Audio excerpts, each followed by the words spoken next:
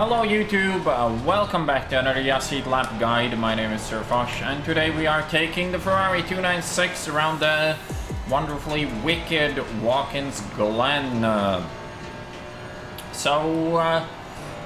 Ferrari 296, very big upgrade over the 488 here, in particular over the bumps, as it became, the 488 used to be one of the most dangerous cars in the chicane, punishing you for any slight missed line. Meanwhile, the 296 is probably the biggest tank over all the curbs and the chicane that you can imagine.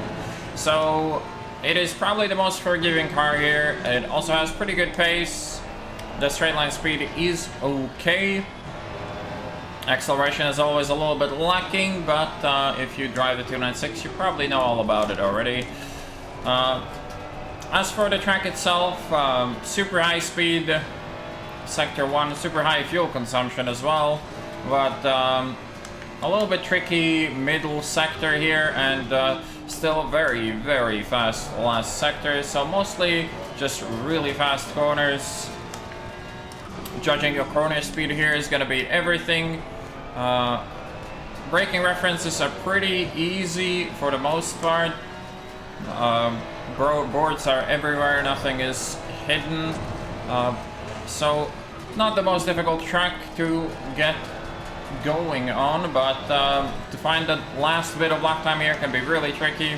Really need to dial in the setup, as getting that rotation at high speed in 1.9 is pretty difficult. So here we're braking just after the 300-yard board, since we're in America. Can run all the way outside here over the curb. And here we just try to shorten the line as much as possible. And also over-rev this car quite a bit. It doesn't really mind. You start losing time when you really are pushing it. Keeping fifth gear on the straight is also viable. Braking at a 300, a little bit of tap of brakes after the first curve, and then we just drive over the rest of them. You can take a more aggressive line. This corner is generally just a lift. If you're understeering too much, then compress the brakes a little bit. Here we're braking just before that manhole cover on the right. Exit in second. Here I'm braking when the 100-meter board on the right goes out of view. From the left boards, that would be between a 100 and a 200.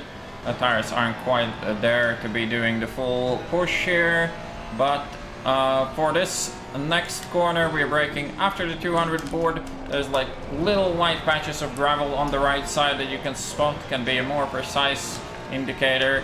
For this corner we're braking at the second board on the right, or the first on the left.